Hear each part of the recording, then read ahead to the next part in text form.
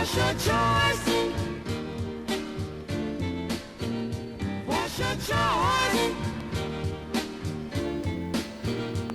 So again, election season is upon us. Preliminary election is coming up, and we're very pleased now to have candidate for school committee, Tracy Novick. Tracy, thanks for coming by. I'm glad to be here. So let's talk a little bit about the issues that are facing the school. You're a little bit different than some of the other candidates in that you have served on the school committee in the past, now running to serve again.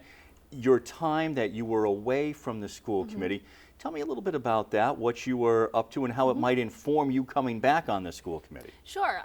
When I left the school committee, I actually got a full-time job working for the Massachusetts Association for School Committees, which is the statewide organization for school committees, so sort of stayed in the same universe. And my job with them, which I'm in my 4th year of now, involves working with school committees about policy, about budget, about governance. And I run social media for the organization, so I go to a lot of the state policy decision meetings. I go to the Board of Ed and those kinds of things. And so that obviously has sort of kept me steeped in the education universe. And it's honestly partly the contrast of what I'm seeing going on in a lot of other school committees and what I see going on in Worcester that has driven me to want to run again. All right, so what do you see going on in Worcester? And before we get into that, what's interesting to me is that you have candidates who are running, for example, and they're running because of what they see going on in the schools. They have kids in the schools, whatever the case may be. You sort of have a foot in a couple of different worlds in that you are probably as well versed in policy as anybody in the school administration or on the school committee, as well as being parent, being somebody who is just part of the school system in that way. Yes, and I think that's that sort of dual lens is really important to have on the school committee. Right now there aren't any Worcester Public School parents on the school committee. And that notion that your decisions at the school committee level have real impact on real kids who are actually, going to get an education, I feel like is something that, particularly maybe because of the size of the city of Worcester, ends up being really removed in some cases. And it's clearly something that's been influencing, if you look at who's running, it's parents, grandparents, and recent students, right? So clearly that's a widely shared perspective, which is that there's really this gap that's opening between those who are making those decisions and the people who are actually having to live them out. And you were just saying about some of the policies. The fact that so many people are coming out, it can't all just be over sex education. There has to be. That may have been a catalyst, or that may have kind of lit the match perhaps and gotten some publicity and made people think about running, but there has to be, as I think you're pointing out, more. Why do you think so many people are running? I think that there is a sort of an unprecedented lack of listening going on to students, to parents, probably to teachers, that, I've heard it expressed by multiple candidates across the board, that the impact of decisions that are made, the impact of the direction things are going in, the kinds of, maybe people aren't necessarily phrasing it this way, this is sort of the policy way of phrasing it, the goals that the district is setting, the direction that they're heading in, aren't really being driven by the population that we actually serve in the Worcester Public Schools. Worcester Public Schools now are 42% Hispanic. The majority are children who speak a first language other than English. If you look at the discussion that's happening at the school committee, most of the time it doesn't seem to reflect that reality.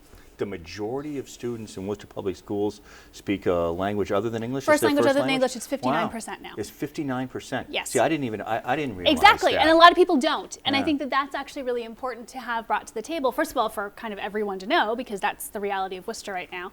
Obviously, it's really a strength that we could be drawing on and aren't necessarily, but it needs to be more than just sort of a checkoff box or a data point. It needs to be something that's actually driving how we make decisions. Right. All right. What else do you see then that has made you decide, okay, I'm going to get back in? It's a lot of hard work, obviously, to run. What are your main issues? It really is honestly that gap between parent and policy, right? Of the kids that I'm putting on the bus every morning, like a lot of other people, far too early. My kids are in secondary school.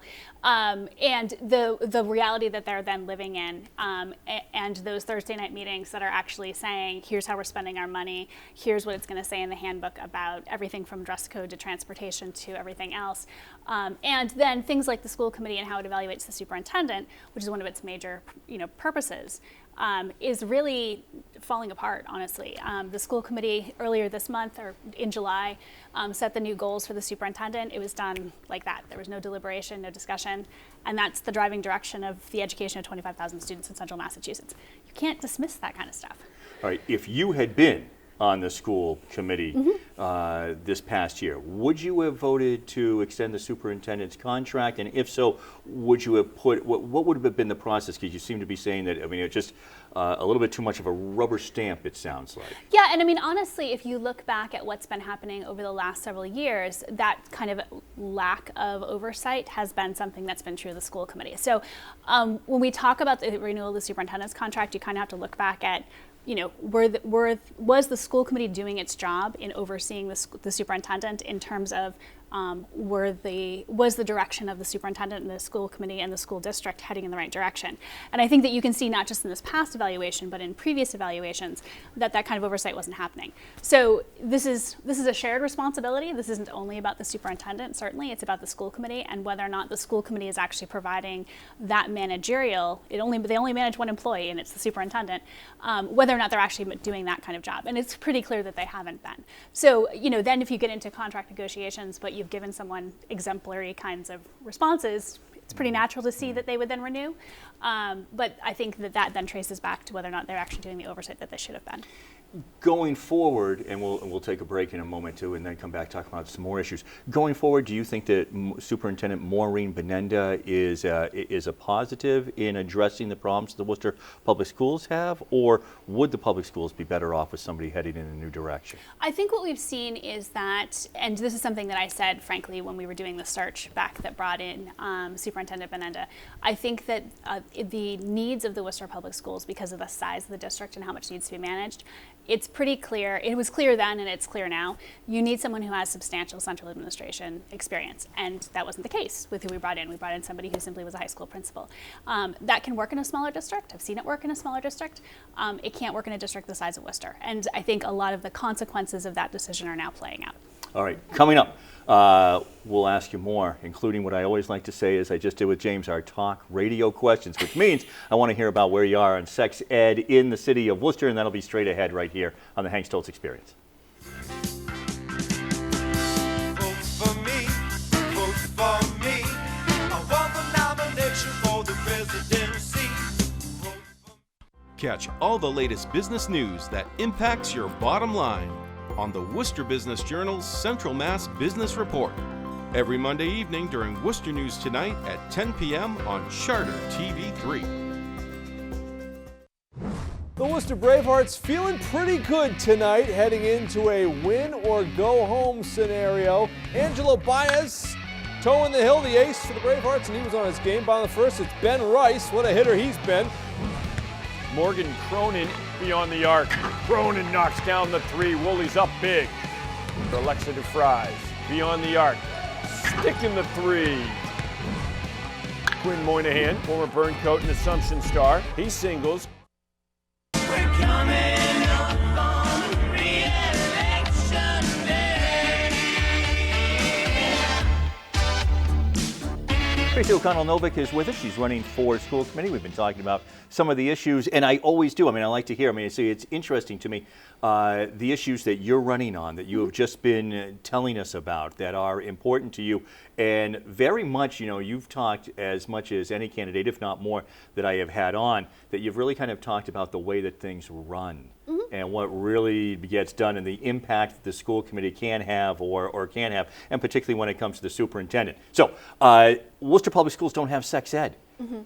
Another thing that I can't believe, like what in the world is up with that, and what should be happening with that? Yeah, and we're really an outlier. I mean, I got pulled aside a couple of times earlier this spring from people who said, well, you know, what are the conversations happening in other districts? And I said, they're not. Like, I mean, people had these conversations literally decades ago in many cases. And I remember when I was on the school committee before having a conversation with the prior superintendent about sort of feeling that we didn't have sort of this continuum, and it was something that they had been talking about and working on. There had been a transition in leadership, that kind of thing. So I felt like it had been somewhat in good hands, and that we're moving in a good direction. And then we had sort of this big blow up with actually trying to bring in a, you know, thoughtful curriculum that actually went all the way through. And again, you know, that sort of statewide lens of saying, this is not hotly controversial to say, that there is research that bears out that you actually have to have comprehensive sex education if you don't want to have high rates of pregnancy and you don't want to have high rates of STDs, which is what we do have right now in the city of Worcester. We don't have sex ed, and we do have those two things. And that is a fact. STDs on the rise in the city of Worcester. You also just said that this would be comprehensive. I mean, we're starting at kindergarten all the way through 12th grade. So the thing is that when you talk about a health curriculum, it goes beyond sex ed. And honestly, there's stuff that's happening in the early grades right now that actually ties into the conversations that you need to be having in the upper grades. So when we brought in the bullying curriculum, one of the things we talked about, for example, is the idea of personal space. You don't use those words with 5-year-olds, but this is my body and you need permission to come into my space. And you can't touch me without my permission, those kinds of conversations. You can see how that then leads right into positive consent when you're talking to middle schoolers and high schoolers. And if they've been having those conversations right along at age appropriate levels, then you're not actually sort of introducing a new concept once you get to freshman year, which is really important. And also, as we know, unfortunately, there are kids who need to know that stuff much earlier, depending on if they've been the victims of sexual assault, if there's those kinds of things that they need to be bringing to who? Mandated reporters, teachers. So we need to be keeping all of those pieces in mind. And that was honestly part of my concern with the curriculum that had been considered earlier this year, is that the ways in which things were couched were very clearly going to be problematic for kids who were victims of sexual assault or any of those kinds of things. And we can't have that. All right. The way that it kind of gets broken down or played out too, though, is that, my God, they're going to have 8th graders playing hide the condom games after school. We had someone come in who read a whole bunch of things that actually were not part of the curriculum that was being considered by anyone ever, anywhere. So misleading public testimony is not useful. And part of it, I think, is also, first of all, there seems to be a lack of knowledge that parent consent is part of the state law. It always has been. That's not new. So people seem to think that that's something that needs to be specified, and it's already in the MGL. We don't need to specify that. But the other thing is that there's a lot of conversations that I think people aren't necessarily comfortable having with their kids or with groups of kids, which is fine. I think that there's probably people who wouldn't want to teach AP calculus too. I, as a former English teacher, have always said that if you're not going to be able to talk about sex, then you probably shouldn't be teaching English either, because, gosh, what did Shakespeare have a lot of in his plays? So not being comfortable having that conversation is fine, but that doesn't mean the conversation doesn't need to happen. And it's pretty clear that the conversation isn't happening and does need to be happening. Tracy, we've only got a couple minutes left. Sure. Why you for Worcester School Committee?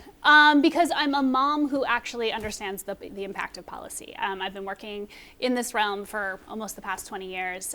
One of my daughters has already gone through the Worcester Public Schools, and I know the difference that that's made to my kids, but I also know that that's not the difference that it's making to everyone's kids.